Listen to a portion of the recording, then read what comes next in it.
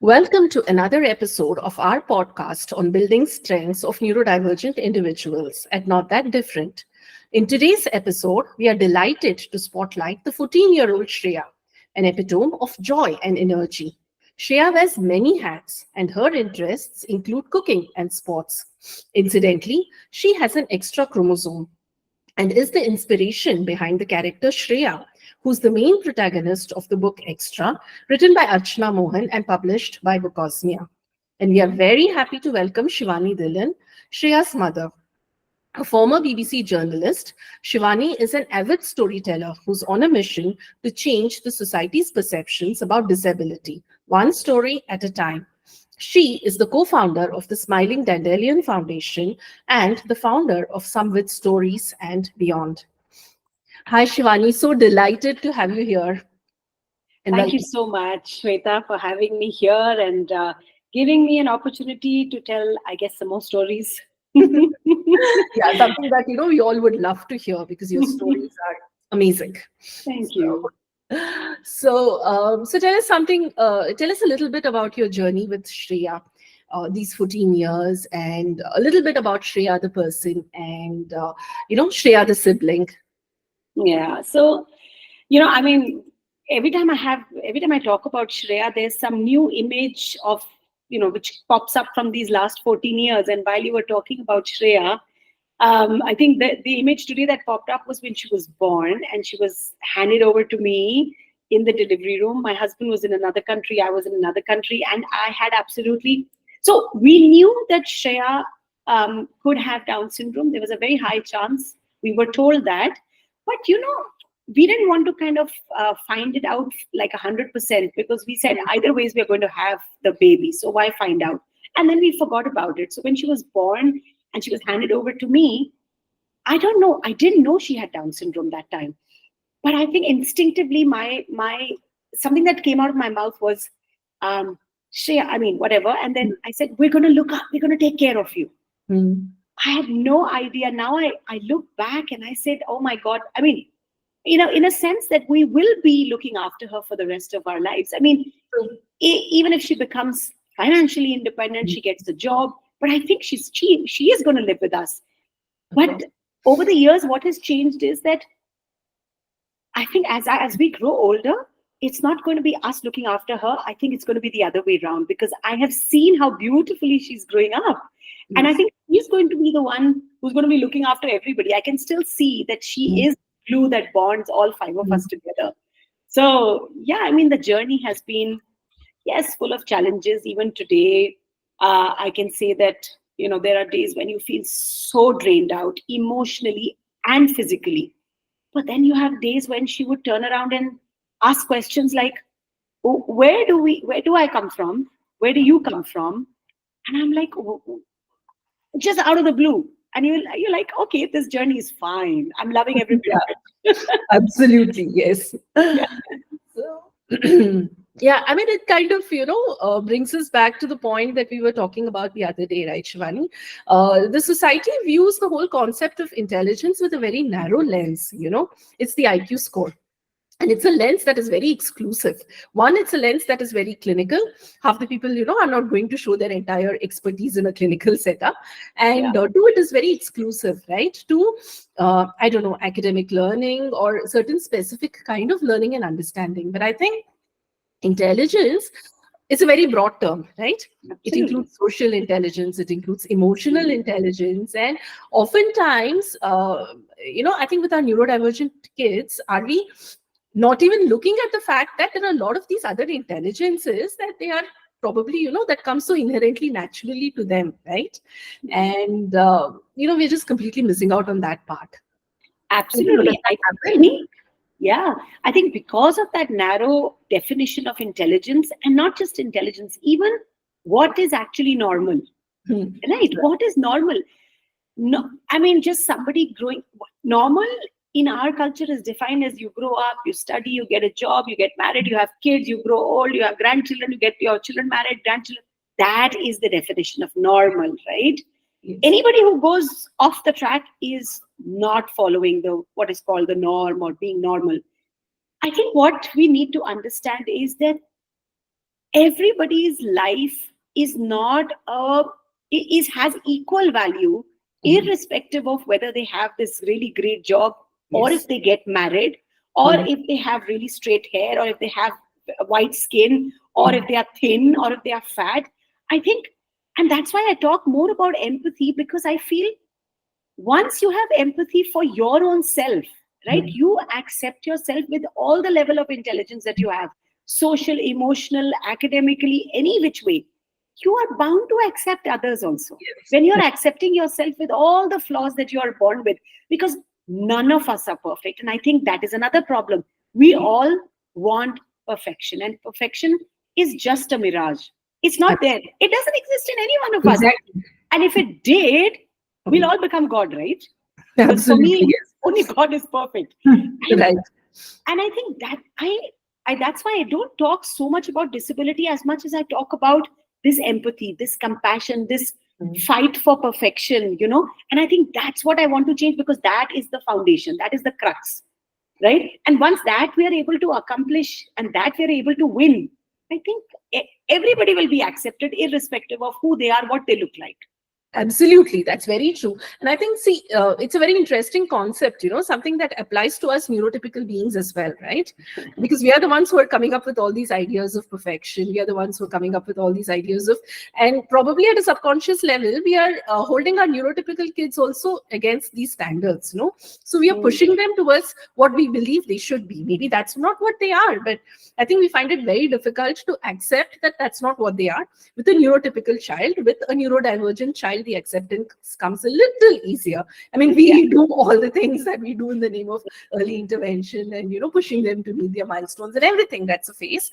And I think after that, we sort of accept. But with our neurotypical kids, the acceptance doesn't come for a really long time, right? Really long time. Yes, yes. And I think, I mean, it's human nature, Shweta. It's not like I'm not trying to show anybody down in the society, but it's just human nature. And to bring home the point, I'll tell you, every time I put up a post, out of 5 posts, one post, I will keep going back on my Instagram handle and see, has it been liked enough? And I'm being so honest, because this is our nature, right? Yes. We want Validation. to be appreciated. We want to be validated for whatever we are doing. We are just not comfortable doing it and just forgetting about it. Yes. Gita में तो लिखा है, कर्म करो फल की चिंता मत करो. This is exactly that. You're Yeah. doing some work, and I understand it has to be there on the social media, because unfortunately we're all bound to it. But Yes. then forget it. You put it out there and then you forget about it. And it happens to the best of us. Yes. And that is where everything stems from. Yes. You're seeing if your hair is looking nice, if your dark circles are showing, so you put up all these filters, I believe, which I have not used. I'm saying it on camera. But it happens to the best of us, right? Yes. But the idea is to keep having these conversations, so that Mhm. we keep discussing this, and we keep reminding ourselves and others of Mhm. where and when we are going off track. Absolutely. And, I think, do you think having Shreya as your child has helped you come to terms with all of these things better? And, as a person, how did you figure out how to build on Shreya's strengths, or what Shreya's strengths are? So I think it's been a transformational journey. And I think a lot of times we've had this conversation of people saying that, of course, it's karma, right? But in India, the karma concept comes with the concept of sin. Yes. Having committed some sin, which is why you've got a child who's so challenged this lifetime, and you're having to work so hard. I actually look at it the other way around, which I've only realized after I had Shreya, which is that it's not that. It's that she has come into my life and done me a favor, because I have been able to raise my consciousness because of her. I've been able to connect to the higher source, to the whatever the energy you call in the universe. For me, it's God, it's Krishna. And I think I feel it's like a gift, because if I hadn't had her, I had this perfect job, I had everything going for me, and I was ambitious and I was cutthroat, and I was a different person. And she's transformed me into, hopefully, at least I know that I'm at least on the right track. I may not have reached where I want to reach yet, But that is what these kids do for us. And it's up to parents to actually identify that. And you have to realize that from within. And that only happens once you have complete contentment, complete acceptance of your child. Yes. So that is what Shreya has done for us. And over the years, I've met so many neurodivergent children. Some are great painters, some are writers, some are singers, some play instruments, some are savants, working in some big IT companies doing wonderful jobs, right? And I used to wonder, I said, where is Shreya going? I could not put a finger on what is her strength as far as a vocation is concerned, or a talent that I could have honed, a skill. And I kept wondering, and then you look at other parents, right? So you wonder, have they done something differently, which I have not done, or have I failed somewhere? You question yourself. But then I realized it's been 14 years, and I realized she's a very happy child. And that's not to do with her chromosome. Yes. Yeah, that is also a myth. She's a happy child. That's her nature. She's a happy child. That's her nature. Also because she lives in a happy and a safe environment, a place where she has two siblings who adore her, parents who, well, I don't know how much work we've done with her, but yes, we've loved her, and unconditionally. So I feel whatever said and done, she's very happy. So people ask me, what is Shreya doing nowadays? And I say, enjoying her life. But that is such a big deal. Which one of us is actually truly enjoying our lives? I mean, right? She is enjoying. She loves her sandwiches, her aloo ka parathas. She'll go out with us. She'll go 3 days to school when she feels like going to a special school. But as a parent, I'm still looking for that one thing that I can say, okay, this might become her vocation when she grows up, when all her siblings are out of home, when I grow old. And I have no shame in saying I still haven't found that. I'm still searching. It takes time, right? I think we also have to factor in the fact that our education system is absolutely unprepared for any child who is different. Sadly, at least my experience here in Bangalore has been that, even special schools are on a journey of discovering what to do with these children. So, oftentimes it just boils down to parents, right? All your exploration and, your way of trying and figuring out, does this work? Oh, this doesn't work. Then let me try something else. This doesn't work. Let me try it. Like total trial and error learning, until one day something will finally sort of, take off. But, this happens with neurotypicals as well. Because they're going to school, okay, that portion of their lives are sorted. But when it comes to extracurricular activities, try karoge, let me try this, the Casio. Okay, 2 mahine kiya, you spent money on it also, the child doesn't take to it. Then you try painting. Okay, he wants to do a sport, you try to one sport, it doesn't work out, another sport. So it happens with neurotypicals as well. Yes. But I think we're always so worried about our special child, right? That kind of pressurizes us. It puts immense pressure on us to be able to find some results somewhere. So we become result driven. And then the journey is not so enjoyable. I know it's pressure at the end of the day, and somehow subconscious level, all that pressure gets transferred onto the child, and it does. That's a very nice thing. So yeah. And then they stop being happy, and which is very important, I think, because all the so-called behaviors start to stem when they are unhappy where they are, and they don't have a way of expressing that. I think that oftentimes ends up being the root cause of the so-called behaviors, which I think winds us up even more. Then we try to look for, answers for those behaviors. And it's like a vicious circle. We go on and on. It's a vicious circle. And Shwetha, I have, I've been working now in this field for 13 years. And I would say a lot of times, I think 80% of the times I have seen that it's the way the parents are handling the child that results in that behavior, or in that, a lot of them have psychological issues. Like, for example, in Down syndrome, you develop depression, you develop Alzheimer's. Alzheimer's, of course, a neurological thing, but depression, OCDs, severe OCDs, behavior issues, because the parents transfer their stress, their anxiety onto the child. And, I'll give you an example. So for me, Shreya is very, very verbal. She expresses herself. She's like a typical teenager. She's bossy. Her answers are always like, I know. And with her Yeah. hand, I know. And if I'm talking and telling her something, she looks the other way and she'll do this. Yeah. She's like a typical teenager. But I never thought that she would have such deep understanding, because once um, she she was taking, so her, one of the things that I find very challenging is for her to transition from one activity to the other. Mhm. Activity is not something that we are doing together, but it could just be, let's say she's just woken up, she's had a cup of tea, and she now needs to get into the washroom to get ready. So that transition from the table to the bathroom can sometimes take me 30 minutes to 40 minutes, right? And it is exhausting. Yes, exasperating. You like putting Aspirating. down your Oh my patience. God, I think I grind my teeth so much because you can't say. But sometimes, Mm. like happened a few days back, I said, "Shreya, इतना तंग करती हो, सुनती नहीं हो." I was like, I was getting late. And the only thing she said to me, she turned around and little anger, she said, "I die." Wow. And it just, I was frozen, right? Yeah. I didn't even think she had that understanding of, To say that. to say that and to correlate that. And I knew exactly what she meant, that if I'm Yeah. in such a huge trouble for you, Hmm. I should just die. Yeah. And it broke my heart. Even now I'm getting goosebumps saying it to you, Shweta. But it is true. Just the fact that they sometimes can't express or verbalize their feelings enough, Yes. but they feel everything. Every emotion is felt, anger, everything that you and I feel, they feel as well. Absolutely. And I think in equal proportion, with somehow, the understanding with a neurotypical child comes very, with lesser struggle for us, because we get it from them every now and then when they are. Right. So we बोल put देते हैं. it back Yeah. off.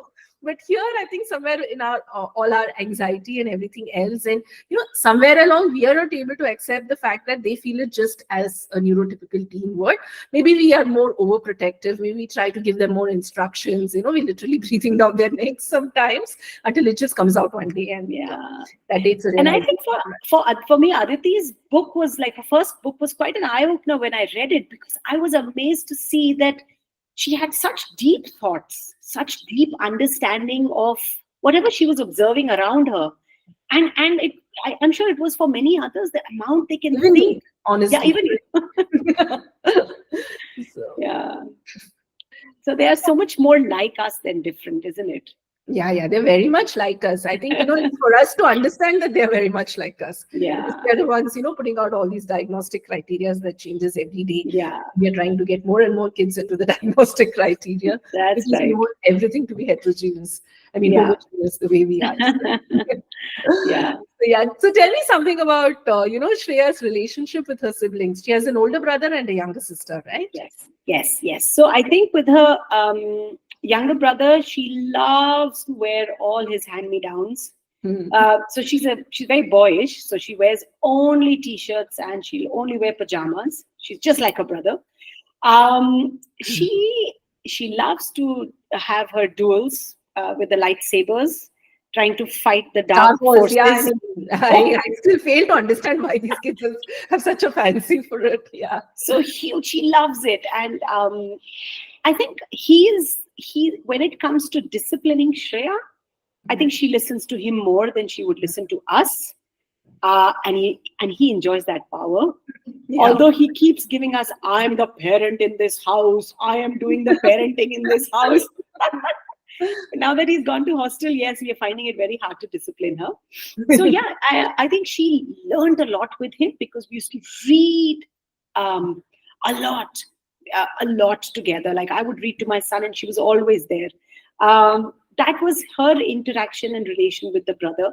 But with the younger one, it's been more more of an emotional connect, because they're girls. They're less years apart.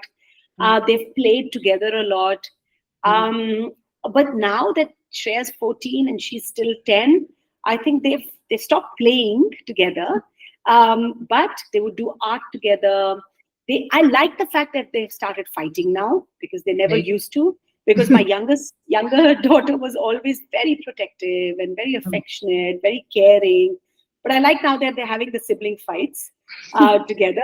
But I think she has been extremely lucky to have had one older sibling and one younger sibling. And Shweta, it's surprising, but Shreya has never, except for 6 months in the 14 years, she's never been for therapy, ever. All her speech, physio, occupational therapy has all happened, and only thanks to her siblings. Absolutely. So, That's more natural, right? Nothing that's was more done out of a natural. clinical setting. I mean, There was no right? forcing. Yeah, Yeah, there was no forcing. Leke jao. And I know how hard it is for parents. One therapy into the other, into the other. You're always on the road or waiting in the waiting room.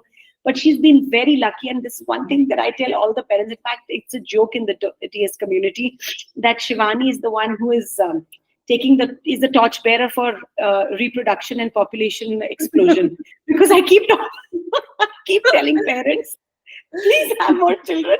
Please have more children. And parents keep saying, एक नहीं होता हमसे दूसरे को कैसे करेंगे? I said, hey, listen, everybody comes with their destiny. They come with their own role, purpose.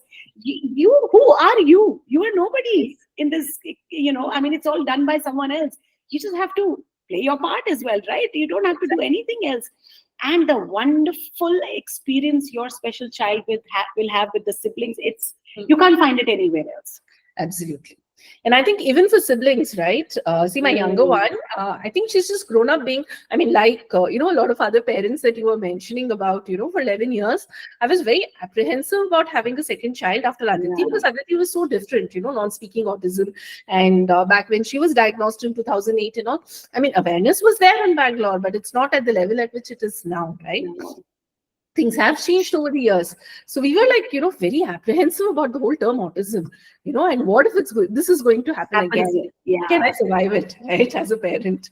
But I think, a sibling has transformed Aditi's life so much. Yeah. Right? Little things, that she wouldn't be willing to try before. We don't even have to say, like, for instance, Aditi has this major, like most autistics, need for structure, including her food. Okay. She's like a poster child for healthy eating. She will eat only at that time, eat only that boring food, not at all like a child, I know. And my younger one is totally into eating all kinds of junk food. I So know. for 11, 12 years, 12, 13 years, Aditi didn't even want to try a lot of these different kind of junk food. The minute she saw the younger one eating all of that, slowly she was like, maybe I should also eat this. Maybe I should also eat this. And very organically, that just transformed. I mean, I'm not trying to, play a case for junk food here, obviously, but, something that she absolutely did not want to try even, and very organically the transition happened, right? Yeah. And even for the neurotypical sibling, I think they grow up being better human beings, more empathetic human beings when they have somebody who's very different around, I mean, different, like how we define different around them, right? I think the maturity comes very organically, the acceptance comes very organically in them. Yeah. But I think I've spoken a lot to my other two kids, neurotypicals as well, that it's not easy as well, right? They are caregivers from the day they are born, Exactly. literally, if for younger ones. Yes. And it's unfortunate, but they do grow up to be better human beings because struggles in life they would any which ways have, right? Now nobody's life is perfect. You will have something which will probably be for life, maybe, and it could be anything. Somebody can fall ill, your sibling, your neurotypical sibling, or your parents, or your partners, your own kids. But this transforms them into better human beings, and I see it as a chain reaction, right? Yes. Your two neurotypicals who are empathetic individuals who go out into the world and interact with the world, being who they are. Imagine the positivity that they spread. So it's like a chain reaction. It's not, so for example, I teach my children, if you go angry, you talk to one person with your anger, you speak rudely to one person, you made this one person upset, who's then going to speak to the next person with anger and being upset, and the other, and it's a chain reaction of negativity. But with our neurotypical kids, they're just beautiful individuals who are now ready to take, and it's so different. Like for my son who's older, he's very, he's got a zeal, he's got a fire that I want to change the world, right? He's very driven. So he said, also. Yeah. And so he would say, stop crying about it, Mom. It's okay. I have a sister. I mean, when I try and talk to him, he'll say, it's no big deal. It's the fact, right? So why cry on a fact? Let's try and make some changes. My youngest one is totally different. Noor is more loving, more caring. She'll approach things in a very different manner. And I Mm. feel both of them are needed, right? Both Absolutely. approaches are needed. Absolutely. Yeah, I mean, I think they enrich each other's lives, right? It's not as if it's not, one sided. It's not as if the neurotypical sibling is enriching the life of the neurodivergent. I think it's mutual. They enrich It's each mutual. other's life. Absolutely. And as parents, I think it's a lot of learning even for us. Yes, yes. And I used to tell parents, I said, it's good for you to have a very typical parent-child relationship when you have a neurotypical child as well. And I said that will only give you more strength, somebody to share with, somebody to express your feelings to, and you're living, there's a different bond. And I said it'll add value to the whole family when you have another child. It's not like it'll take away something from you. It'll only Absolutely. enrich your life more, like you said. Exactly. And oftentimes, sadly, you're putting them in the position of a caregiver, but the whole question of what after me. If there is somebody who's at least there, obviously nobody is going to, look after each other every single day of their lives, right? Everybody grows up and has their life. But, that in case of a requirement, in case of somebody, there is, in case of an emergency, there is somebody, the neurodivergent adult can turn to, somebody they can trust, somebody who will step in and help them, at the time of need. That's a huge relief, actually. That is a huge relief. And that's why I always used to tell my husband, I said, let's have lots of kids. Agar ek nahi hai to dusra nahi hai to teesra. Koi to, somebody at least. Hoga. Yeah. So tell me something about, Shivani, the storyteller, and this whole social stories, and, how did that happen? So I think I was always a storyteller because in my growing up years, in my childhood, I used to daydream a lot, and I used to make a lot of stories to make me happy. Or if I'm upset about something, I'll just go into another world altogether and start stitching stories. And then, of course, my grandfather, my Nanaji, had a great influence because he used to read the Reader Digest to us, like every day, stories out of the Reader Digest. And then I became a journalist, which means literally weaving the facts together to build a story. But then when I had my son, my older one, he was a very sick child for the first 5 years. We couldn't leave the house at all. Like, we could barely ever leave the house. So I used to read a lot to him. So stories became like, it became the only source of entertainment because television was not 2007. It wasn't so great. Not like it is today. But, and then came Shreya. So we continued our book reading ritual every night, and Shreya kind of caught on to it. But I think the realization of the importance of stories only came in COVID. And I realized that if Shreya is benefiting so much from stories, then I think it might work with everybody else. And then during COVID, it just took off, and I started telling stories online. Kids were absolute. They was just so happy. Parents didn't have to force their kids to get online. It happened organically, and it started growing. And I think just one thing led to the other, and I am now Shivani aunty, or some people call me jibber jabber because I talk so much. But I have children and adults of all age groups who come and listen to stories. And I think I use stories also for parents because, parents constantly need that motivation and encouragement and a reminder that we all have it in us, to be able to take care of our child, especially for new parents. So stories can be used in, and of course, one of the biggest and most powerful space where I use this is to spread the message of inclusion. You cannot tell children in schools and say, you know what, this is a child with disability, diverse differences, and you have to accept. That's not happening. It doesn't happen. You can't. But the moment you build a story around it, the moment you start telling them and they imagine and they find themselves in the story somewhere as well, that makes the impact. That is transformational. So yes, stories are a great way, not just for our neurotypicals, neurodivergent, and also for the community. But I think one of the space where social stories comes in. So stories that are used to particularly address one problem or challenge. It is used in India, but I don't think it's used as much. First, even the tool of storytelling, just for fun, just for explaining concepts, even for literacy skills, everything, it's not used enough.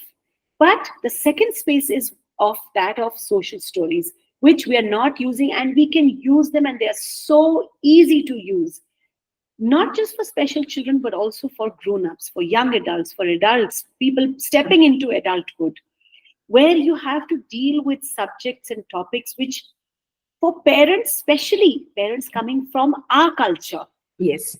very difficult to talk about. Now, if I have to talk, I will talk to my neurotypical older son about sex, I would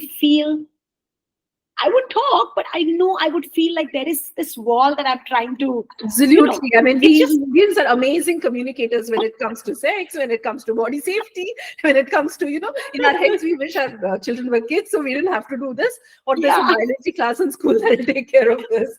So I have no shame in accepting this. That when I was talking to my son as he was going to, hostel, he said, "Mom, I know you're very uncomfortable. You don't have to talk. I know what I have to do. I mean, it's okay. I'll spare you this awkward moment."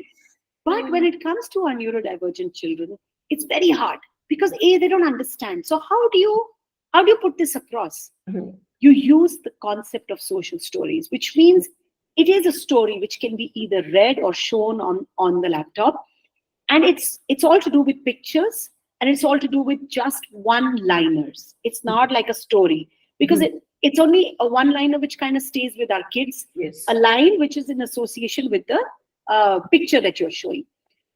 For example, if you have to talk about masturbation, so tough and a very difficult topic, and it happens to all young adults, Including yes, neurodivergence.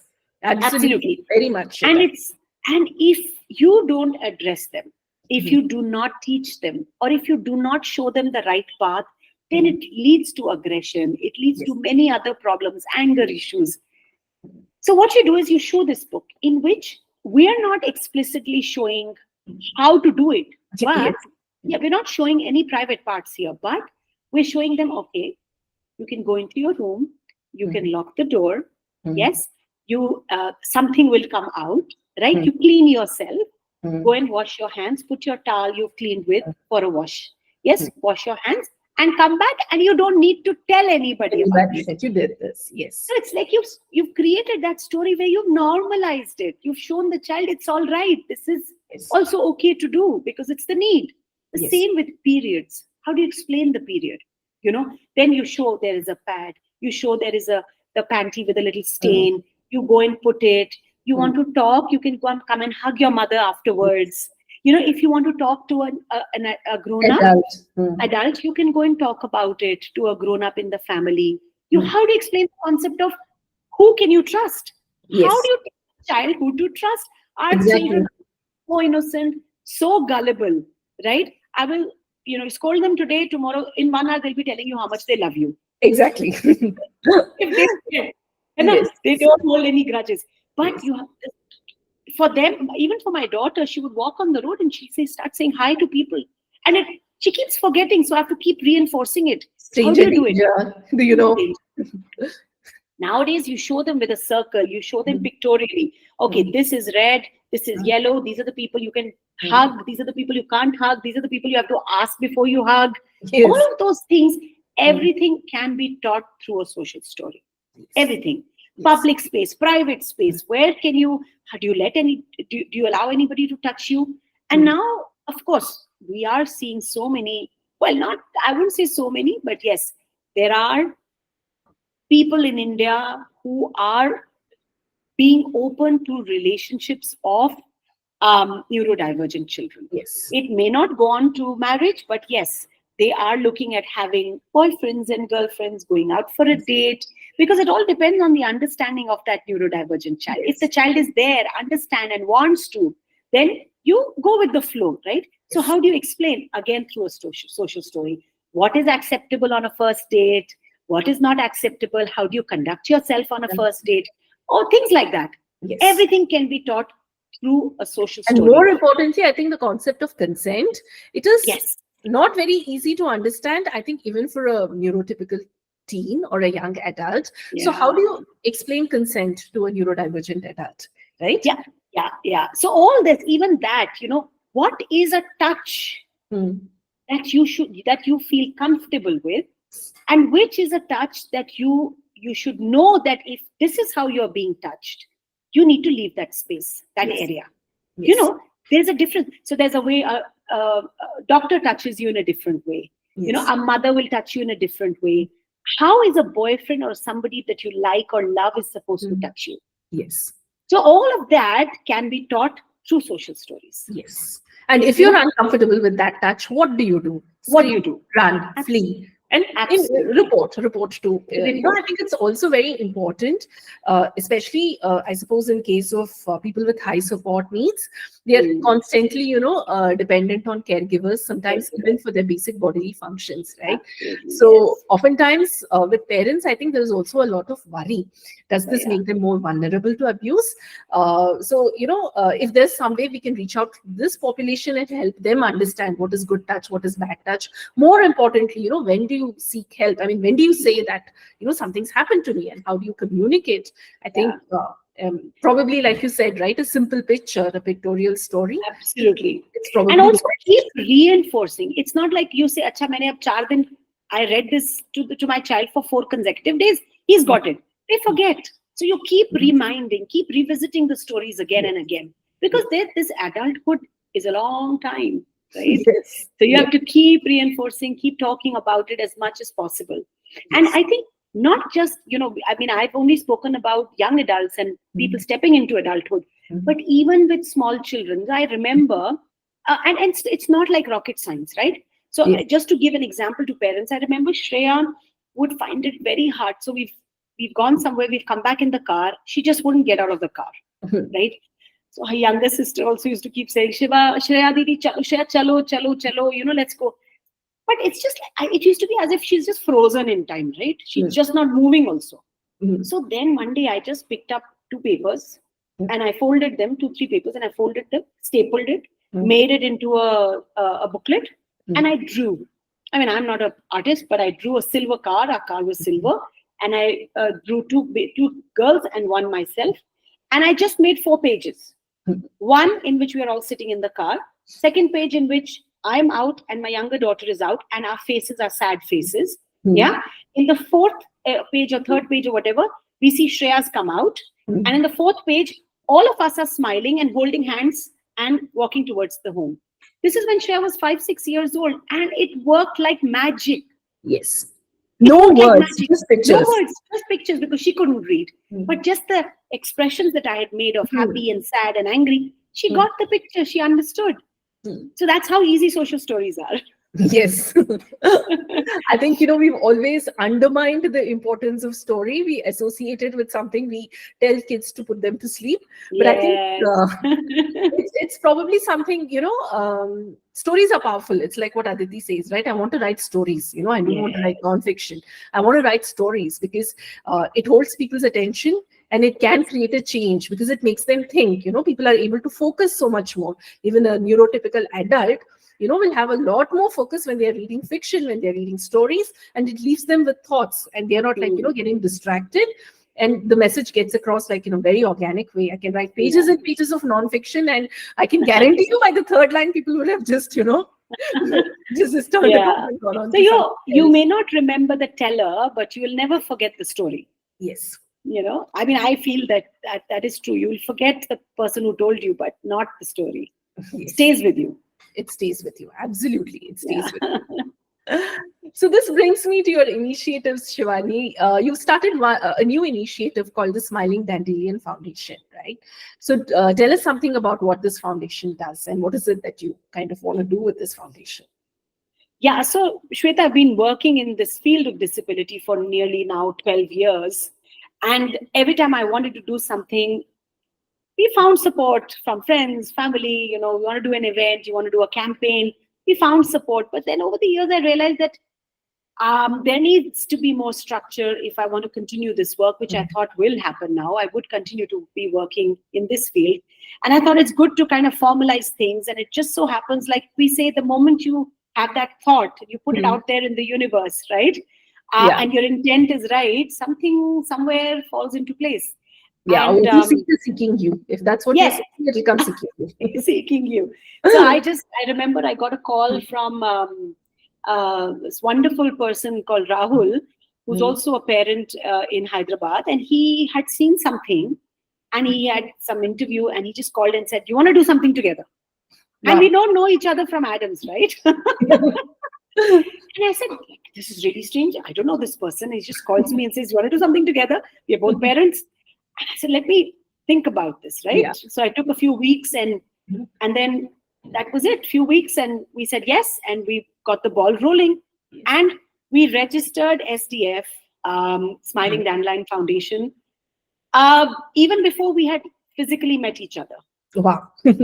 We'd only spoken like you and I are speaking, and it just felt right, when the time is right, everything kind of falls into place. You just know this is it. This is it. And we've so Rahul is also a parent of a young boy on the spectrum, and we both are now.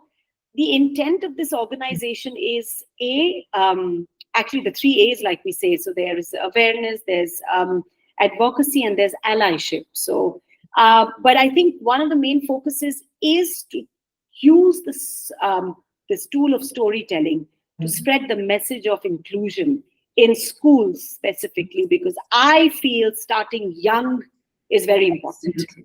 Very, very important. Right now, with all in the corporate sector, we are trying to change the attitude of people who are so conditioned in their minds, right? So that is why we are finding it hard to break that attitude and break that conditioning, because we didn't start when they were young. Absolutely. Right? Yes. So that is one of the things that our organization does. And we also help a lot of small organizations working in the smaller towns and the rural areas who are doing a wonderful job. And there is a need for this to be done at the grassroots levels in smaller towns and villages, but they don't have the expertise. Yes. Yeah, how to expand, how to get funds, how to apply for government schemes, and they're just chal rahi hai bas, jaise kehte hain na, the organizations They're doing are that. running. Their intent is perfectly fine, Their and intent these is are fine. places where these kind of services are absolutely needed, Yeah, but they don't know what to do beyond. they don't know, because you and I we can read up on it. We can probably connect. I can send you a message, say, "Hi, I love what you're doing. Let's connect. Yeah, I want to learn from you." But in the rural areas, nobody has a clue, right? So training of these NGO staff in the NGOs, capacity building at these NGOs, that's one of the focus areas. And I think Rahul and I really have this dream where we want to change this mindset of disability is equal to charity, Yes. right? That is something that we really want to change. That, Yes. hey, listen, the paying and the buying capacity of this industry is trillions of dollars, right? Absolutely. For parents around the world. Yes. And look at how autism it's everywhere. Like 1 in 5, 1 in 10 is what they say in the US now. I mean, Probably it's 35, and they keep reducing the diagnostic. keep reducing, time every right? year. So, what is And it? even in India. So, if this is the case, then we need to start finding their strengths, like what we started talking in the beginning. Yes. There has to be some strength somewhere. Somewhere, someone will have. I'll give you an example. We're thinking of, so I work in the field of palliative care also as volunteer for 7-8 years now. And suddenly now it's going to be World Palliative Day Care, the Care Day in October. And we said, what do we do with the patients and their families? And said, kuch Diwali ke liye karte hain. And suddenly I realized, hey, listen, let's get our kids together. They're already making Diwali things. Let's have them come together with these people who are literally probably their last Diwali, right? Because they're on palliative care and they're in the hospice. And I said, let's let them work together. Amount of love our kids will give to these patients in their last few days. That's all they want. Exactly. And so other kids, it's an exposure to a certain thing that is very difficult for us to, talk to our kids about. Neurodivergent kids, sickness, death. This happens to everybody. It's an exposure for them. And if somebody is not a great painter or a baker or runs their own business or his business, it's okay. They still have this role that they can play in the society. So changing the mindset, because I think it's the attitudinal change that needs to come first before everything else. You can build ramps, you can build accessible spaces, but yahan se agar change nahi hai, so it will never translate on the ground. Exactly. See, I think the whole, mindset of looking at a person with a disability as somebody who's less than you, somebody who needs your support all their lives, somebody who can do something only if you support them. So, it leads to that whole mindset that you're doing this from a standpoint of a person who's superior. So it's like a charity. You're doing a good deed or something like that. Feel good factor, huh? Feel Humne good kuch kara, to yeah. So, I think that has to go. that has to go. Yeah, somewhere I think as individuals, we need to truly, not just say this, but I think truly accept people who are different as just that, different. They're different, they're not less. So they come with their own set of strengths, right? So that's all. I mean, and oftentimes, right, see, they may be better human beings. They are better human beings than you. They relate to other people in a better way than you. They are more empathetic than you. They understand emotions better than you. And they're just happier than you. All of this we struggle, right? So-called neurotypicals. I think it just comes to accepting, right? That intelligence is not a number on a paper that comes from a test of being, proficient at all of these things, and this number makes you a better person. At what point? I mean, you're not able to do all of these basic things, but then there is this person who the society believes, is disabled in some way. But at the end of the day, they're so much better human beings than we are, right? And happier and content human beings than we are. Content, yes. Sometimes I wonder, what is it that my daughter, my neurotypical will give me a list of Santa's, Christmas coming, Diwali, birthdays. And you ask Shreya, she really doesn't have, she just wants a Hulk. She's very fond of Avengers. So she just wants one Hulk. Every birthday, every Diwali, it's the same thing, Hulk. So simple, right? And you buy her any t-shirt she'll wear, you buy her any clothes she'll wear. There's no fuss about anything. Exactly. I think that's nice, because at the end of the day, she's happy. But our neurotypical kids, you get them one Hulk today, tomorrow they'll want a bigger Hulk. Day after tomorrow they'll want Star Wars. The day after they'll want something else somebody else in their class has. They're satisfied. That's how people, I mean, that's how we are, right? That's how we are. I think it's all about changing the mindset, changing the set of eyes that they look at, our kids with. That is, I think it's like, it's all about that. I remember a small story, Shwetha, it's in one of the Puranas, and it says there was a king who used to have this headache all the time. Like they tried everything, every Ved, every Ayurved, every doctor was called, and nothing really happened. Everything was tried. So then there was this saint passing by, and he heard about the king, and he went to the king and he says, don't worry about it. Just make sure that everything that his eyes, he set his eyes on or lays his eyes on is all green. Right? So the whole kingdom goes crazy. Everything is painted green. His clothes are green. Everybody's wearing green. The walls are green. Everything is green. Headache still doesn't go. Right? Headache still doesn't go. So then a few years later, he comes back again, the saint, and he says, what happened? Everything has changed. Why is everything green here?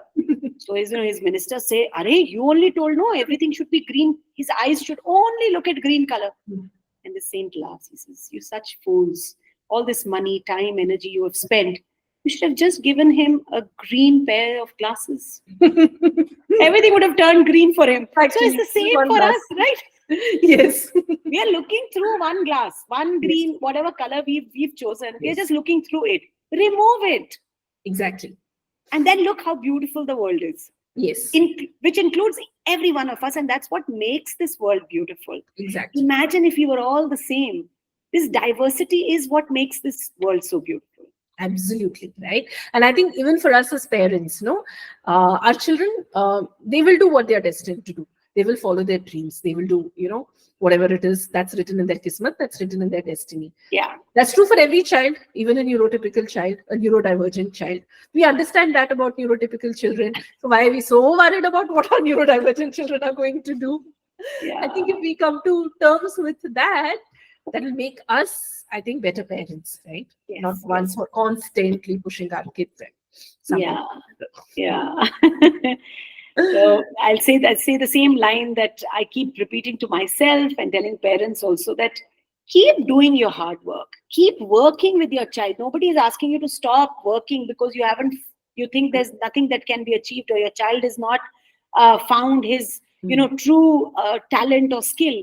Keep working, but don't wait for the results. Your job is only to work. Yes. Your job is only to do the karam as we call. Yes. Hal ki chinta nahi karni, result ki chinta nahi karni. Yes. It will come. It will come. Whatever is destined to come will come. Will come. It was lovely talking to you, Shivani. Thank you so much for doing this. And here's lots of wishes, good wishes to Shreya and everything that she chooses to do, and to your new foundation, and hope it makes the kind of impact that you have in mind and you set out to do. Thank you so much, Shivani. Thank you so much, Shwetha, for having me here and giving me an opportunity to tell another story. See, I did manage to squeeze in one little story in between. No, see that I think that will probably leave our audience with a lot more of content to think about, that one story. Think about all of these things that we spoke for all this while. Thank you so much. Thank you so much. Thank you. Bye.